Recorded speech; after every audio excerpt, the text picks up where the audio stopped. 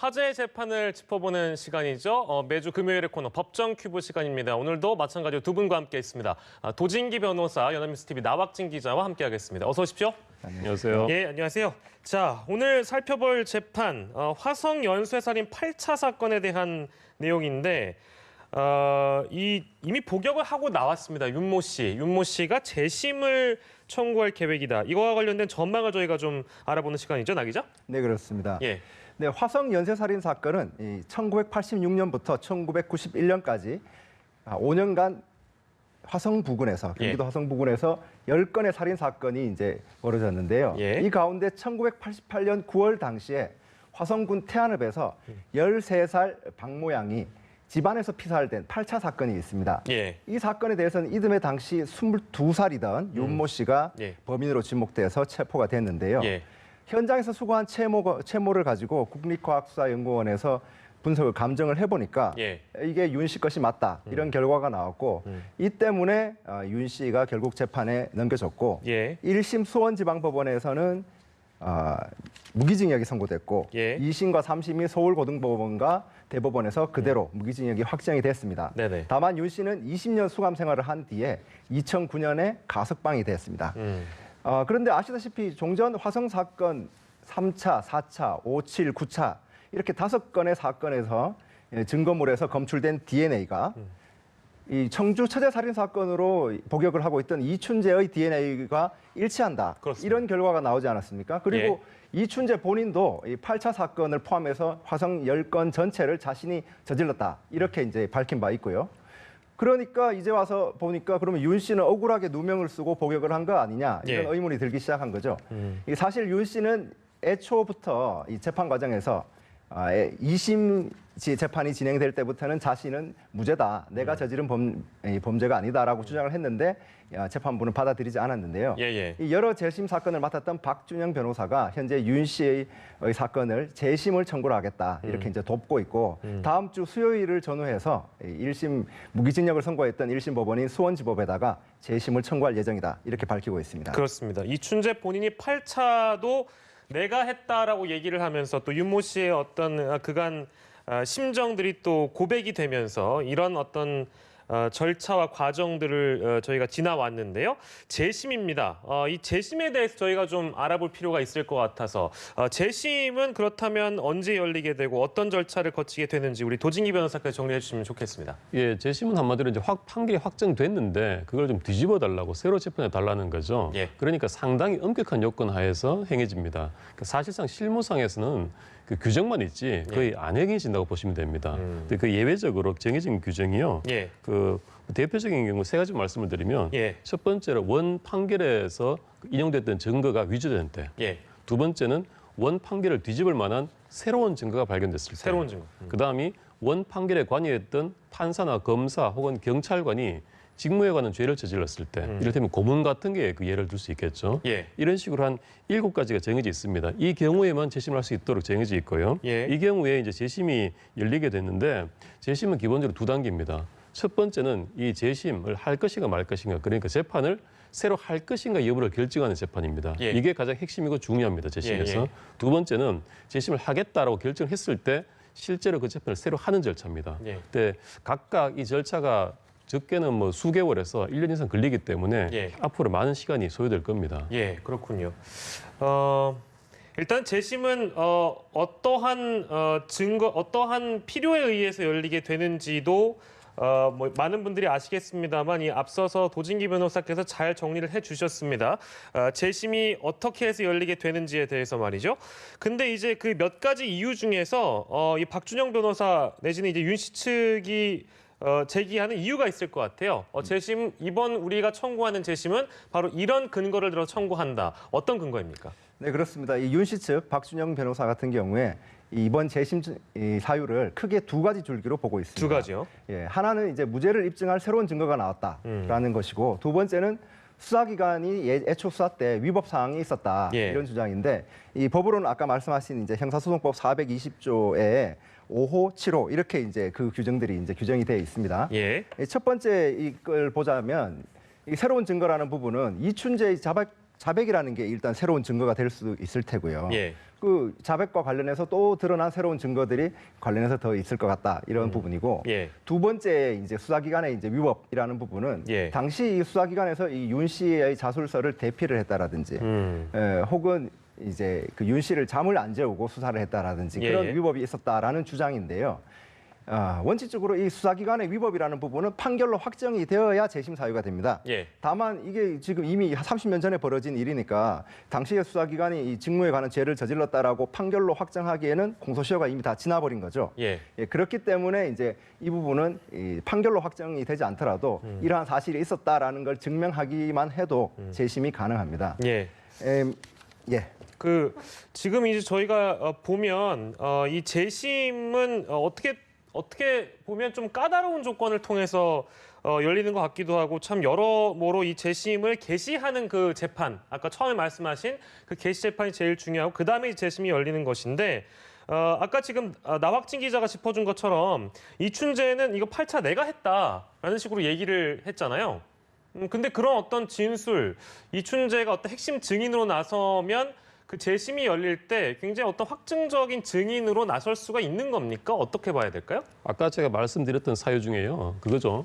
그 판결을 뒤집을 새로운 증거가 발견됐을 때가 예. 있습니다. 예, 예. 판결을 뒤집을 새로운 증거의 대표적인 케이스가 뭐냐면은 진범 검거 내지 진범 확인입니다. 예. 근데 여기서 이춘재가 내가 진범이다라고 하고 나왔죠. 진술을 했죠. 예, 그 이춘재의 진술이 새로운 증거가 되는 겁니다. 아. 더군다나 이것은 내가 진범이다라고 하고 나온 데다가 이춘재가 그 진범이라는 그 진술에 대해서 상당한 정도의 신빙성도 어느 정도 있는 상황이거든요. 예. 그렇다면 이 진술 증거가 핵심이 돼서 재심이 재개되고 그 재판이 진행될 가능성이 굉장히 높고요. 예. 실제 앞으로 만약에 재심이 개시가 된다면 그 재판에서 이춘재의 증언은 가장 핵심적이고 필수적인 요소이기 때문에 예. 이춘재가 증인으로 채택이 돼서 법정에 아마 나올 겁니다. 예. 또 이춘재가 본인이 거부한다고 해도 증인을 채택을 하면 이제 예. 출석이 강제가 되거든요. 예. 그 판사가 최후에는 구인할 수 있기 때문에 아. 이춘재 법정에 등장을 하게 됩니다. 예. 다만 이춘재가 아마 본인은 또 얼굴을 드러내기 싫어서 예. 뭐 증언을 비공개해달라는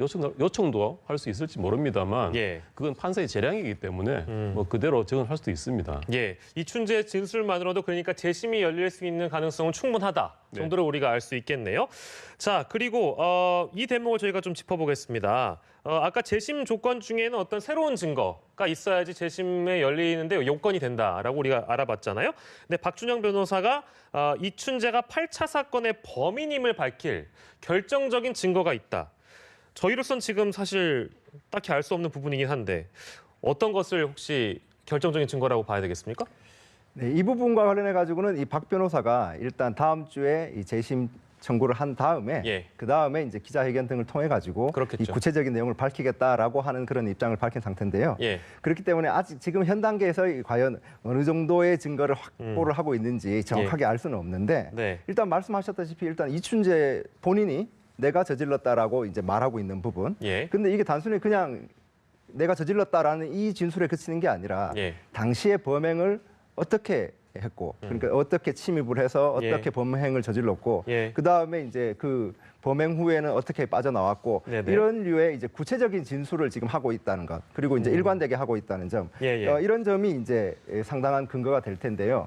이춘재가 유죄라는 증거가 확실할수록 예. 상대적으로 윤 씨가 이 무죄라는 증거는 더 강해진다고 볼 수도 있겠죠. 예. 예, 그러니까 진범이 따로 있게 되는 거니까. 네네. 예, 이 관련해 가지고 그 특히 또 이제 이춘재가 경찰을 이렇게 면담을 하고 이제 조사를 받을 때 예, 예. 그냥 이 말에 그친 게 아니라 당시 방이 어떻게 생겼고 이런 식으로 그림을 그려서 또 설명을 했다 이런 얘기도 지금 나오고 있거든요. 예. 그러니까 이제 그런 부분이 상당한 근거가 될 수 있지 않을까 예, 이렇게 이제 보이고. 근데 하나 이제 문제되는 거는 이제 윤 씨도 사실 30년 전에 이제 조사를 받을 때 예. 애초에 경찰 단계에서 내가 범인이다 이렇게 진술을 했다는 거잖아요. 예. 그게 이제 1심 단계까지도 이제 그 이제 자신의 자백을 계속 인정을 했고 다만 예, 예, 이제 2심부터는 내가 아니다 이렇게 이제 바꾸기는 했는데 네. 이제 그러면 이제 그 증거도 이제 있는데 그럼 이걸 과연 어떻게 뒤집을 것이냐 이 부분에 대해서는 이제 박 변호사 측은 당신은 이제 강압 수사 때문에 허위 자백을 한 거다 이런 식으로 이제 주장을 하고 있는데 예. 그런 부분을 또 이제 증명할 부분을 내세우겠죠. 이제 당시 어떤 식의 강압 수사를 받았고 예. 그래서 어떻게 이제 허위 진술을 했고 예. 관련해서 이제 진술서 같은 부분에 지금 박 변호사 같은 경우에는 이 대필 진술서도 있다. 예. 이 본인 윤 씨 본인이 직접 쓴 게 아니라 대필 진술서도 있고 예. 자필로 썼다라고 하는 진술서도 이게 사실 윤 씨 같은 경우에 이제 초등학교 중퇴를 해서 공부를 그렇게 많이 하지 못했는데 예. 그 수준에서 쓰기 어려운 한자 같은 걸 굉장히 이제 진술서에 많이 썼다. 이거는 이제 경찰이 그냥 불러주는 대로 이 진술서를 받아 쓴 거 아니냐 이런 주장도 지금 하고 있고요. 예. 이런 부분에 대해서 이제 주장을 내세울 것으로 생각을 합니다. 예. 지금 잠깐 나왔던 얘기 중에 과거 경찰 수사에 문제가 있었다라는 지점. 그 지점은 뭐 이제 누차 제기가 됐던 또 언론을 통해서 많이 보도가 됐던 내용이기도 한데 과거에 이 현장 검증을 할 때 이 현장 검증에도 문제가 있었다라는 것이 박준영 변호사의 주장입니다.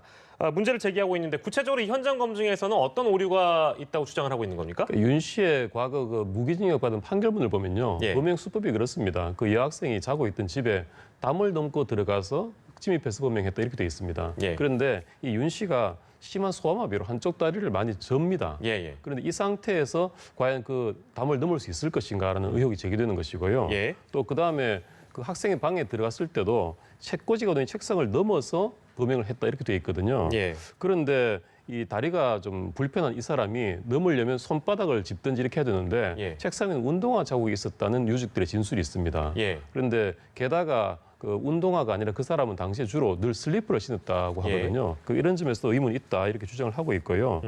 그래서 이런 점들이 문제가 되고 있어서 이제 윤 씨는 지금은 이제 당시 현장 검증 때 예. 자기는 담을 넘지 않았다. 예. 넘는 신용 정도만 했고 경찰이 거기서 그냥 끝냈다 이렇게 진술하고 있거든요. 예. 이런 점이 있어서 좀 밝혀져야 될 것 같습니다. 아, 그렇군요. 설명이 좀 다른 부분도 있고 이제 소아마비를 앓고 있는 윤모 씨 같은 경우에 과연 담을 넘고 이러한 범죄 행각을 벌일 수 있겠는가라는 어떤 합리적인 의심에 대한 부분이었습니다. 자, 우리 박준영 변호사 같은 경우에는 지금 100% 무죄를 확신한다고 얘기를 하고 있습니다. 그동안 재심으로 많은 승리를 이끌어냈기 때문에 어떤 사건들이 있었는지 저희가 좀 정리를 해볼까요? 예, 먼저 말씀드리고 싶은 거는 예. 아까 도 변호사께서도 말씀하셨다시피 일반 사건, 그러니까 뭐 과거사 사건이나 이런 부분 위헌 결정이 내려졌던 사건 이런 게 아니고 뭐 강도, 살인, 절도 이런 부분에 이런 일반 사건에서 재심이 이루어지기는 상당히 쉽지가 않다. 예. 예, 일단 재심 개시도 쉽지 않고 예. 결국 재심이 돼서 이제 유죄가 무죄 판결로 뒤집히는 것도 예. 이게 쉬운 일이 아니다라는 점을 이제 먼저 일단 말씀을 드리고 싶은데 예. 이 사실 이게 왜 그러냐면 예. 이 형사사법 절차라는 것이 실체적 진실 발견이 가장 중요한 이념이긴 하지만 예. 그렇다고 이 법적 안정성이라는 부분을 포기할 수는 없거든요. 예. 그러니까 가령 이제 억울하다, 예. 내가 범죄인이 아니다라고 주장을 1, 2, 3심이 끝나도 또 계속 이렇게 한다고 해서 그걸 이제 무한정 받아주다 보면 예. 재판은 끝이 나지 않지 않겠습니까? 억울하다. 누구나 다 억울하다고 할 수 있는 거니까요. 그렇죠. 네네네. 그런 부분 때문에 그러니까 이걸 무한정 받아줄 수는 없고 예. 그래서 이제 아까 법률로 이 형사소송법 이런 부분에서 이제 엄격하게 요러한 증거가 이제 위조됐었다라든지 예. 또는 이제 강압 수사를 했다라든지 예. 이런 부분에 이제 그런 게 해당이 됐을 때만 이제 재심을 인정하고 있는 경우인데요. 예. 이게 사실 건수는 좀 많습니다. 이 형사 사건만 한정해서 보더라도 예. 많게는 최근 한 3년 4년간에 예. 연간 많게는 한 3천 건이 접수된 경우도 있고 예, 그리고 뭐 보통 한 1,000건 이상씩은 이제 접수가 되긴 하는데 재심이. 그래요? 근데 이렇게 왜 이렇게 많이 접수가 되냐 하면 예.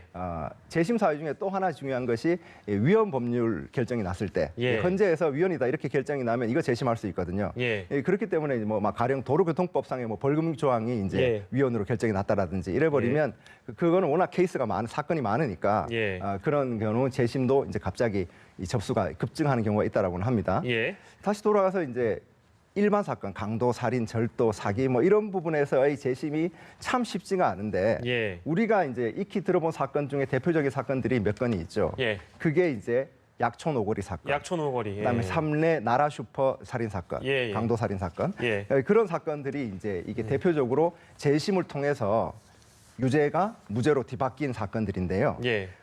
이 이제 살펴보자면 약촌 오거리 사건이라고 하면 이 예전에 전북 익산의 약촌 오거리에서 택시 기사가 이 피살이 된 겁니다. 흉기에 찔려가지고 피살이 됐는데 예. 이 당시 청소년이던 최모 씨가 범인으로 지목이 됐습니다. 그래서 1심에서 징역 15년, 2심에서 징역 10년, 그리고 징역 10년이 결국 확정이 됐고요. 근데 일단 판결이 확정되고 난 다음에 2003년도에 김모 씨가 다른 사건으로 검거가 됐는데 내가 그 사건을 저질렀다라고 주장을 했어요. 예. 그런데 이제 수사당국에서 이게 별로 수사가 진행이 안 된 겁니다. 이미 이건 다 끝난 사건인데 예. 이런 진술이 나왔다고 새로 이제 이걸 뒤바꿀 건 아니다라고 했는데 이게 한참이 지나가지고 2016년도에 이 약촌 오거리 사건에 대한 재심이 진행이 된 겁니다. 예. 그 결과 당연히 이제 이 최 씨는 무죄가 됐고, 예. 그 다음에 이제 애초부터 이제 진범이라고 했던 그 김모 씨가 다시 이제 기소가 돼가지고 예. 그 경우에는 지금 김모 씨가 작년 3월에 징역 15년이 확정이 됐습니다. 예. 예. 이런 사건이 있고 그리고 삼례 나라 슈퍼 사건 같은 경우에는 예. 1999년에 이제 전북 완주군의 삼례읍에 있는 나라 슈퍼에 거기서 이제 그 슈퍼 안에 있던 유모 할머니가 역시 이제 숨진 겁니다. 예. 누군가 3인조가 들어와 가지고 할머니를 해치고 예. 그 다음에 이제 거기에 있던 금품, 현금 등을 좀 들고 갔다 이런 사건이었는데 이걸로 이제 그 최모군 그 당시 19살이었던 최모군과 또 20살, 19, 20살 이 친구들 3명이 이 검거가 된 겁니다. 예. 이 사람들이 이 범인을 저지른 거다라고 해서 잡혀가지고 강도치사죄가 적용이 돼서 징역 3년에서 6년형을 받았습니다. 이 최모군 등은 모두 이제 그 3년에서 6년 이제 복역을 다 마치고 예. 이렇게 나왔고요. 네. 근데 이 역시 이 형을 다 살고 나왔는데 다른 사람이 이른바 부산 3인조라고 불리는 다른 이 사람들이 우리가 저질렀다라고 얘기를 한 겁니다. 예. 예, 그래가지고 이제 역시 2015년도에 재심이 개시가 돼서 이 이 3인조 이 친구들은 무죄가 됐고, 예. 그리고 뭐 애초에 이제 우리가 이제 저질렀다라고 했던 부산의 3인조 이 사람들은 이제 이모 씨 등이 있는데 예. 그 가운데 이 사람들은 이미 공소시효가 지나버린 겁니다. 그래서 새로 이제 재판을 진행할 수는 없고 다만 이 부산 3인조 가운데 이제 이 씨는 내가 저지른 게 맞다라고 하면서 피해자를 만나서 사과까지 하기도 했고요. 예, 예. 이 가운데 다른 한 명은 근데 이제 이미 이제 숨져가지고 예. 그런 상황이고 예. 예. 이 사건은 이제 검찰 과거사위원회에서 이 당시 수사 과정에서 문제가 있지 않았냐 해서 예. 과거사위원회에서 이제 조사를 하기도 했는데 예. 결국 결론적으로는 당시 수사 과정에서 좀 문제가 있었다라는 부분에 발표를 하기도 했습니다. 예. 재심이 그동안 어떤 것들이 화제의 재심이 있었는지 박준영 변호사가 맡았던 두 가지 사건을 우리 나학진 기자가 좀 정리를 해주셨고요. 아마 찾아보시면은 시청자분들께서 쉽게 좀 이해하실 수 있도록 영화로도 이미 나온 그 사건들이 있습니다. 참고하시면 좋을 것 같고요. 자, 마지막으로 이제 그 윤 씨 같은 경우에는 지금 20년 옥살이를 치르고 나온 상황입니다. 때문에 만약에 이제 재심이 열리게 돼서 거기서 무죄 판결을 받는다면 국가를 대상으로 손해배상을 청구 소송할 수 있는 겁니까? 어떻게 되는 겁니까? 예, 손해배상 청구도 법리적으로 가능합니다만 보통은 이제 형사보상 청구라는 걸 하는 거죠. 형사보상 청구. 예, 그러니까 손해배상은 국가가 위법한 행위를 했을 때 청구하는 것이고요. 예.